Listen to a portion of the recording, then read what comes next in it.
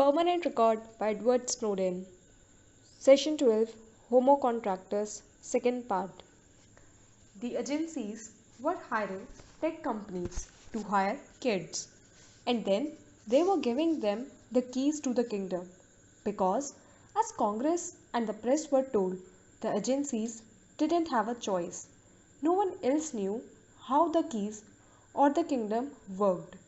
I tried to rationalize all this into a pretext for optimism. I swallowed my incredulity, put together a resume, and went to the job fairs, which, at least in the early odds, were the primary venues where contractors found new work and government employees were poached. These fairs went by dubious name of clearance job. I think I was the only one who found it the double meaning funny. At the time, these events were held every month at the Ritz-Carlton in Tysons Corner, Virginia, just down the road from the Sears headquarters, or at one of the grubbier Marriott-type hotels near the NSA's headquarters at Fort Meade.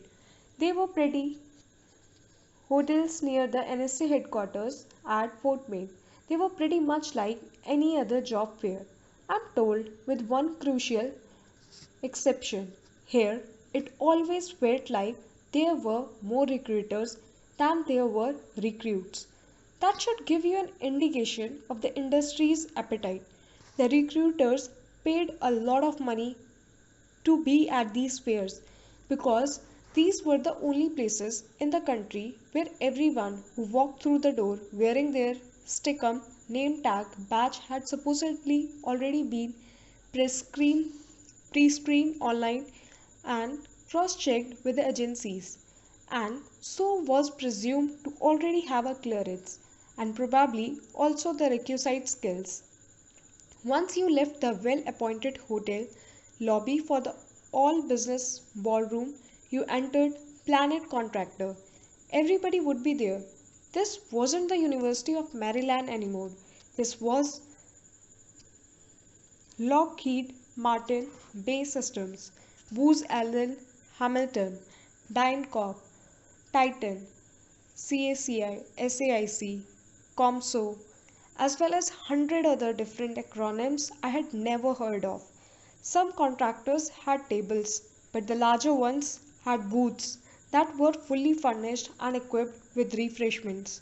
After you handed a prospective employer a copy of your resume and small talked a bit in a sort of informal interview, they would break out their binders, which contained list of all the government billets they were trying to fill.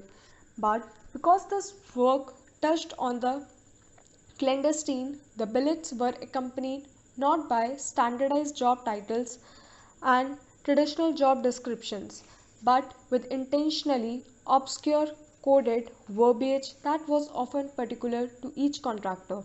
One company's senior developer 3 might or might not be equivalent to another company's principal analyst 2. For example, frequently the only way to differentiate among these positions was to note that each specified its own requirements of years of experience, level of certifications, and type of security clearance. After the 2013 revelations, the US government would try to disparage me by referring to me as only a contractor or a former Dell employee, with the implication that I didn't enjoy the same kinds of clearance and access as a blue badge agency staffer.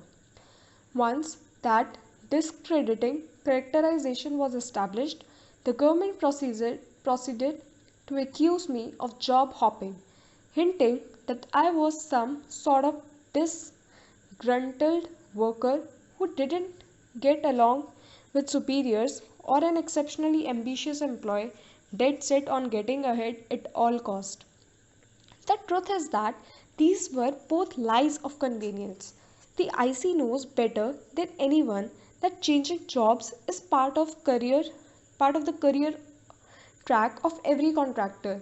It's a mobility situation that the agencies themselves created and profit from. In national security contracting, especially in tech contracting, you often find yourself physically working at an agency facility but nominally on paper, working for Dell or Martin or one of the umpteen smaller firms that frequently brought by Dell or Lockheed Martin. In such an acquisition, of course, the smaller firms' contracts get bought too. And suddenly, there's a different employer and job title on your business card. Your day to day work, though, remains the same. You're still sitting at the agency facility doing your task. Nothing has changed at all. Meanwhile, the dozen co workers sitting to you left and right, the same co workers you work with on the same project daily, might technically be employed by a dozen different companies. And those companies might still be a few degrees removed from the corporate entities that hold the primary contracts with the agency. I wish I remembered the exact chronology of my contracting, but I don't have a copy of my resume anymore.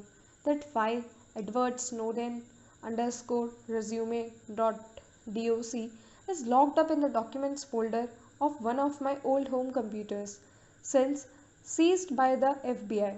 I do recall, however, that my first major contracting gig was actually a subcontracting gig. The CIA had hired BAE Systems, which had hired Cosmo, which hired me. BAE System is mid-size American subdivision of British Aerospace, set up expressly to win contracts from the American IC. Cosmo was basically its recruiter, a few folks who spent all their time driving around the Beltway trying to find the actual contractors, the asses, and sign them up, put the asses in chairs. Of all the companies I talked to at the job fairs, Cosmo was the hungriest, perhaps because it was among the smallest. I never learned what the company's acronym stood for, or even if it stood for anything. Technically speaking, Cosmo would be my employer, but I never worked a single day at Cosmo office or at a BAE Systems office, and few contractors ever would. I had only worked at CIA headquarters. In fact, I only ever visited the Cosmo office, which was in Greenbelt, Maryland, maybe 2 or 3 times in my life. One of these was when I went down there to negotiate my salary and sign some paperwork. At CASL, I had been making around $30,000 per year, but that job didn't have anything to do with technology. So I felt comfortable asking Cosmo for $50,000. When I named that figure to that guy behind the desk, he said, "What about $60,000?" At the time, I was so inexperienced, I didn't understand why he was trying to overpay me. I guess this wasn't ultimately Cosmos money, but I only later understood that some of the contracts that Cosmos and Bay and other handled were of the type that's called cost plus. This meant that the middleman contractors billed the agencies for whatever an employee got paid, plus a fee of 3 to 5% of that every year. Bumping up salaries was in everyone's interest. Everyone's. That is, except the taxpayers. The Cosmo guy eventually talked me, or himself, up to $62,000 as a result of my once again agreeing to work the night shift. He held out his hand and, as I shook it, he introduced himself to me as my manager. He went on to explain that the title was just a formality and that I would be taking my orders directly from the CIA. If all goes well, he said, we will never meet again. In the spy movies and TV shows, when someone tells you something like that, it usually means that you are about to go on a dangerous mission and might die. But in real spy life, it just means congratulations on the job. By the time I was out the door, I'm sure he had already forgotten my face. I left that meeting in a buoyant mood, but on the drive back, reality set in. This, I realized, was going to be my daily commute. If I was going to still live in Ellicott City, Maryland, in proximity to Lindsay, But work at the CIA in Virginia, my commute could be up to an hour and a half each way in Beltway gridlock, and that would be the end of me. I knew it wouldn't take long before I would start to lose my mind. There were not enough books on tape in the universe. I couldn't ask Lindsay to move down to Virginia with me because she was still just in her sophomore year at MICA and had class 3 days a week. We discussed this and for cover referred to my job down there as Cosmo. As in, why does Cosmo have to be so far away? Finally, we decided that I would find a small place down there near Cosmo, just a small place to crash at during the days while I worked at night at Cosmo, and then I would come up to Maryland again every weekend, or she would come down to me. I set off to find that place, something smack in the middle of that Venn diagram, overlap of cheap enough that I could afford it and nice enough that Lindsay could survive it. It turned out to be a difficult search, given the number of people who work at the CIA and the CIA's location in Virginia, where the housing density is, let's say, semi rural. The prices were through the roof. The 22,100s are some of the most expensive zip codes in America. Eventually, browsing on Craigslist, I found a room that was surprisingly within my budget, in a house surprisingly near, less than 15 minutes from CIA headquarters. I went to check it out, expecting a cruddy bachelor pad pixie. Instead, I pulled up in front of a large glass fronted Mac mansion, immaculately maintained with a topiary lawn that was seasonally decorated. I'm becoming completely serious when I say that as I approached the place, the smell of pumpkin spice got stronger. A guy named Gary answered the door. He was older, which I expected from the dear Edward tone of his mail, but I hadn't expected him to be so well dressed. He was very tall, with buzz cut grey hair, and was wearing a suit, and over the suit an apron.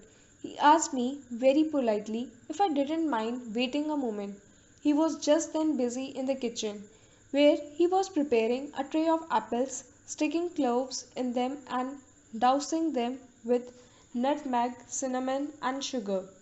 Once those apples were baking in the oven, Gary showed me the room, which was in the basement, and told me I could move in immediately.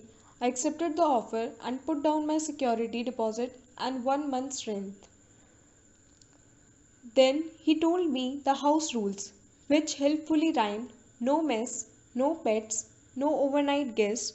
I confess that I almost immediately violated the first rule, and that I never had any interest in violating the second. As for the third, Gary made an exception for Lindsay.